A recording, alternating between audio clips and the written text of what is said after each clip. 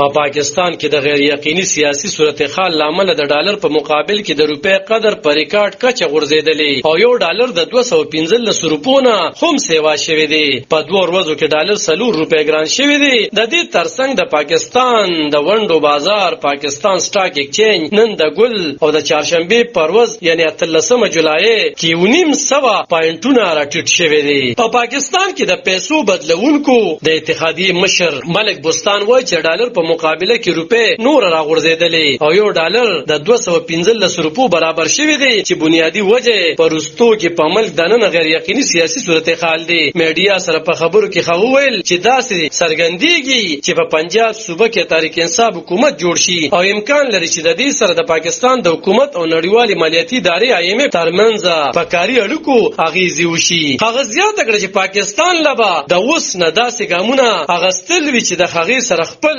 خرچونه درآمدي یا کرنٹ اکاؤنٹ خساره او بجټ خساره راکمه کړي ځکه چې کو د IMF سره د پور یعنی د قرض تر سره شوی لوزنامه متاثر کیږي نو د پاکستان په مشکلاتو کې به اضافه وشي. دا په داسې حال کې چې 13 ورځ د پاکستان تر ټولو غټي صوبې پنجاب کې د صوبایي اسمبلی په شلو سوکو ضمني انتخابات شوي او د غیر حتمي نتیجو تر مخه پاکستان تحریک انصاف ګوند په دغه سوکو کې 15 مسلم لیگ نون ګوند 4 سوکې ګټلې دي او د هغې وروسته د پاکستان تحریک انصاف ګوند مشر عمران خان یو ځل بیا په عمل کې د انتخاباتو کولو غوښتنه تکرار کړې ده. په وروستو کې پاکستان د IMF سره د پور یعنی د قرض لوزنامه هم لاسلیک کړي او دغه لوزنامې لاندې به IMF پاکستان ته د 1 ارب او 10 کروڑ ډالر د اگست په میاشت کې ترلاسه شي. خو اقتصادي پوهان وایي چې په عمل کې د سیاسي تبدیلی لامل د IMF سره شوی لوزنامه هم د خطر سره مخ کېدی شي. اقتصاد پوه سجاد احمد وایي چې د نړیوالې مالیاتي ادارې سره د لوزنامې په نتیجه کې مرکزی حکومت ټول مشکل فیصلې کړې دي او د توانایي بیې په ټیکسونو کې زیاتوالی